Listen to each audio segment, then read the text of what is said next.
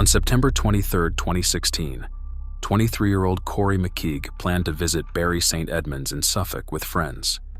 The Scotsman was a gunner at a nearby Royal Air Force base, and they often went into town for a night out. It was a Friday, and McKeague decided to use his own car and leave it parked on the street. At 10:10 p.m., he left the BMW on Robert Bowby Way and talked with his brother Derek on the phone for about 45 minutes while drinking a bottle of rosé. At 10:50, he walked to So Bar and met with his military friends. Local musician Nick Lowe was playing his usual mix of covers, and people recalled Corrie going up to him and asking him to play the 1940s hit Chattanooga Choo Choo while he sang along. The entire night felt like a pub crawl. By 11:30 p.m., the group was already in Wetherspoons, a venue inside the former Corn Exchange. He met many other acquaintances there, walking from table to table to greet everyone. Megan Manning, a friend of Corrie, later told BBC that the soldier was friendly and had a good time. According to security guard James Dilnott, Corrie was in a chatty mood, looking happy, bubbly, and cheerful as usual. Through the night, he came outside for a cigarette 2 or 3 times, had a conversation with me each time, and gave me a hug. When he left, he was intoxicated, but he was able and capable of knowing what he was doing, where he was going, who he was with, the bouncer recalled.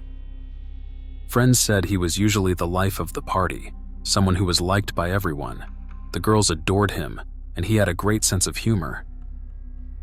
An hour later, at 12:30 a.m., the group went to the Flex on St. Andrews Street South, and everything seemed normal according to the others. McKeague did not act strangely and did not get into trouble either. However, the door staff were less happy about him, because once the soldiers arrived, he stumbled through the door before slurring an "I love you" to the manager. About 30 minutes later, the same thing happened when he walked past a doorman named William Hook, who then asked him firmly to leave shortly after 1 a.m. The bouncer later stated that there was no problem with the RAF gunner whatsoever. He was simply so drunk that it was best if he didn't drink any further. They even had a brief conversation after he escorted him outside. He struggled to walk without holding on to anything around him. That was the point I clocked him, I suppose. I said, "I think you've had enough, mate. Shall we go out the front?" Hook recalled. He added that McKeague cooperated and left the venue in what he described as an easy ejection. So it was just after 1 a.m. when Corrie McKeague suddenly found himself on the streets of Bury St Edmunds, a small town of 35,000 people with a significant amount of alcohol in his system. Strangely, his friends didn't follow him. Instead, they continued to party in the Flex. 2 of his friends allegedly assumed Corrie would get a lift with the other, and they only realized later that the young man had been practically left behind. Corrie walked a few minutes north on the same street to one of his favorite fast food restaurants, Pizza Mamma Mia. The Scotsman ordered 2 hamburgers, a kebab, and some chips, after which he appeared on several security cameras. Following that, McKeague made his way to the entrance of Hughes' electrical store to eat his takeaway. After finishing the meal, he fell asleep there around 1:20 a.m. Worth noting that based on Stansted Airport's weather data, the temperature was approximately 50 degrees Fahrenheit or 10 degrees Celsius in the area during the early hours of September 24th. He woke up an hour and a half later and texted his younger brother at around 3:08 a.m. For some reason, he chose not to return to the club to his friends or his car, and instead walked further down Brentgovell Street. However, after about 70 meters, he turned into an area the locals call the Horseshoe. Before entering, he looked around the street suspiciously, as if he didn't want to be seen. The area served as the rear exit for several shops, with a couple of large red and blue wheelie bins lined up on one side. It was also the only spot in the surrounding streets not monitored by CCTV, and locals reported that drug users often frequented the Horseshoe due to the lack of surveillance. The last footage of Corrie was recorded at 3:25 a.m. It shows him running as if he were in an emergency. However, when he reached the corner, he paused to look in and slowly, somewhat suspiciously, walked into the darkness and was never seen again.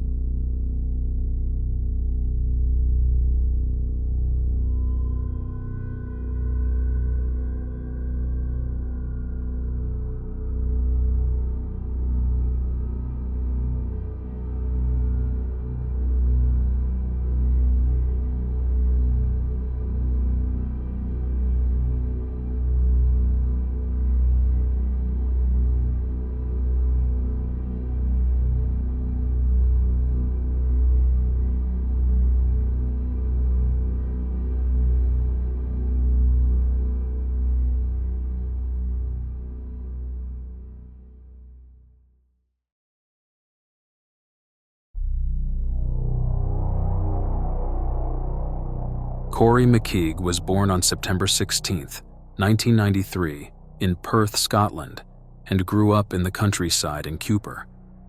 He spent most of his time in nature with his two brothers, Derek and Macahan. They were very close to each other. Derek and Corrie looked so much alike that they were often mistaken for twins. The kids loved animals and the woods. They spent days on their bikes, building dens, and doing all kinds of stuff children do. All three enjoyed the macaroni and cheese their grandmother Mary would make for them, or watching The Simpsons on TV. When the boy was 10 or 11, sources differ. The siblings experienced a major trauma when their parents divorced. The children stayed with their mother, Nicola, and moved to Dunfermline, 29 miles southwest of Cupar, where they attended St. Margaret's Primary School and St. Columba's High School. According to his grandmother, the divorce greatly upset the three boys, especially Corrie, who was unable to handle his parents' separation. The breakup of the marriage affected all three of them, but Corrie most of all, she said. He began to struggle academically and left school in 2009 at the age of 16. That same summer, on August 8th, he was part of another shocking incident. They were celebrating a birthday with friends in Springfield, Scotland, a few miles from Cupar, when police were called on them. The teens decided to continue the party in the nearby woods, where they would not disturb anyone. On their way, however, they came to a level crossing, where a train dashed in front of them at 70 miles per hour, or 110 kilometers per hour. Suddenly, they heard a loud bang. Puzzled by the sound, Corrie went along the trail tracks and discovered the remains of his childhood friend, Natalie. His mother said her son changed completely after this tragedy, and from then on, he lived by seizing every opportunity that promised entertainment and fun. At 17, he had moved out of the family home into a flat in Dunfermline, where he lived with his older brother, Macahan. The boys often went on nights out in the town center. One of their favorite places was Lorenzo's. He later tried to become a hairdresser, but dropped out of college. After that, he worked various jobs, including at a clothes shop, a call center, and even started training to be a PE teacher. In 2013, McKeague announced he would follow in his maternal grandfather's footsteps and join the military. He was enlisted in the RAF Regiment and was posted to No. 2 Squadron Royal Air Force Regiment based at RAF Honington after his initial regiment training at the same base. McKeague became a senior aircraftman gunner and medic in the squadron. The beginning was difficult for him. His father, Martin, said the young man found it hard, and he was partying all the time, and RAF even threatened to throw him out. I remember a phone call with him, and he said, "What am I going to do, Dad?" At that time, he was out of control and wasn't sticking to anything, partying all the time. He was never in trouble with the police but was going out and drinking. I said, "If you want to stay, you have to try. and he did, Martin recalled. Eventually, he found his purpose, and everyone was happy that Corrie's life was finally on the right track. While he was prescribed antidepressants in the past, he was back to his usual happy self by 2015. His success even reunited his family after years of tension, with both of his parents there to celebrate with him. He was happy seeing his mom and dad speaking again.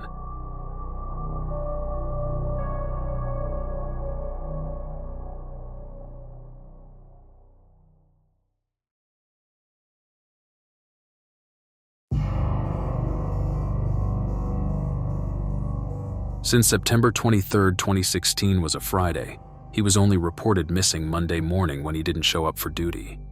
The investigation began immediately, involving the police, the RAF, and the Suffolk Lowland Search and Rescue Team. Authorities initially believed Corrie had tried to walk back to the base about 9 miles or 14 kilometers to the north, but Nicola claimed that her son had never done anything like that before. However, police did not want to rule out this possibility, as multiple witnesses said that Corrie told them he would walk home. The mother added that before the disappearance, Corrie had several times left the parties alone, gone to grab something to eat, and fallen asleep for a short time at random places, so it wasn't an unusual occurrence for the family. Police helicopters were used to search the roads between downtown and the airbase, but nothing was found. Investigators discovered that Corrie's Nokia Lumia was still turned on after he vanished until 8 a.m., but from then on, the device was no longer connected to the nearby tower. The location data of his cell phone revealed quite extraordinary things. Before it switched off, the Nokia headed northwest along the A1101 road towards Barton Mills. Interestingly, the 12-mile journey took just 28 minutes, indicating that the device was in some vehicle and could not have been carried by someone walking on foot. Since McKeague couldn't be seen on CCTV leaving the horseshoe, detectives assumed he might have been inside one of the waste bins. In October, Suffolk Constabulary seized a Dennis Eagle bin lorry of waste firm Biffa they suspected could have carried the phone that September night, but nothing was found. Authorities also revealed that the bin lorry was only carrying 15 kilograms, implying that the 90-kilogram soldier could not have been inside the truck. Its usual route was also investigated, but to no avail. One theory speculated that someone might have picked the soldier up, and that's how he could travel so fast. Nicola described her son as a social hand grenade. She stated that Corrie would have accepted a lift if offered to him, as he would have offered a lift if he was driving and saw someone walking alone. However, this option was quickly ruled out as no footage showed him leaving the dark horseshoe. Almost the entire town was searched, including railway lines with the help of the British Transport Police, but Corrie seemingly vanished into thin air. The police realized there was no reasonable explanation other than that he had gotten into one of the garbage bins. After the bin lorry collected the garbage from the rear of Greg's Bakery at 4:19 a.m., it might have crushed the 23-year-old to death. This may also explain why his phone was switched off, since it was either turned off, destroyed, or the battery died. Suffolk Constabulary started investigating nearby landfills in February 2017 and made a second attempt in October as well. By December, more than 6,000 tons of waste had been searched over a 920 square meter area to a depth of 7.6 meters, and over 2,000 hours of CCTV footage had been reviewed, but nothing turned up. Friends, relatives, and volunteers were allowed to join the official search. Supporters calling themselves Corrie's Army used Facebook and Twitter to spread awareness of the case worldwide and keep the story in the public eye. With every lift of the bucket, there's every chance Corrie could be lifted in that, Martin said. The first footage about the day of his disappearance was revealed to the public in November 2016. It showed that between 3 and 5 a.m., 39 other people could be seen on the same security cameras that recorded Corrie's last movements. It means they are the only ones who could provide any additional information about him. However, only 29 of the 39 people have been identified to date, so even today, there are still 10 individuals who were in or close to that narrow street that night, at that exact time and place, and authorities have no idea who they are. Even more concerning is that despite many appeals from the authorities, none of them have come forward. Corrie McKeague wore a pink shirt and white trousers that would have stood out everywhere, making it a memorable encounter everyone should remember. Corrie McKeague certainly didn't want to disappear. First and foremost, everything was going well at his workplace, where he kept his cute 8-month-old dog, Luelle. Furthermore, in his last message to his brother, he said they should meet up soon, and it was later revealed that he had booked flights home to Scotland for Halloween. The soldier's bank and social media accounts were not touched after his disappearance. His parents suspected a stranger may have been involved in his disappearance because his mother claimed Corrie cared too much about his appearance to climb into a bin on his own. Also, his car was parked just a few blocks away, so he could have easily slept there instead of in a dirty bin. Nicola also highlighted that Corrie had been asleep in a shop doorway on Brent Govell Street for nearly 2 hours.